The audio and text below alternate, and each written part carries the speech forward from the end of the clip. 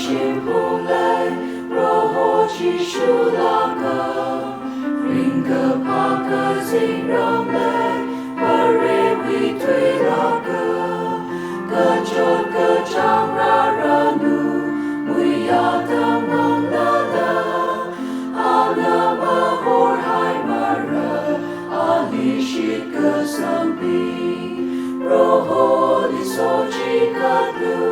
Amin Ray Mayranu, Itunga Yin Kawashi, Makashi Manuha, Ali Shika Sampi, Mahor Hai Lakmana,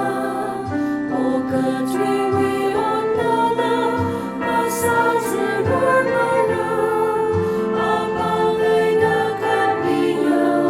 Atung Shongwi Moksha,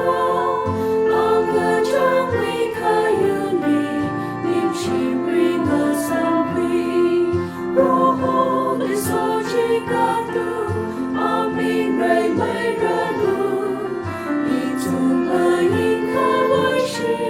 Magashi Manuhar, Atung Shongwi Legashi, Pareli Tangami, Gachot Gachang Pei Nai Sai, Manglana Tangribi, Wilana Lei Apami, Ting Lei La La Sina, Mi Ting Ting La La Sani,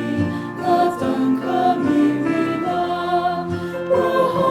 Lisochi Kadu, Amin Ray Mayranu,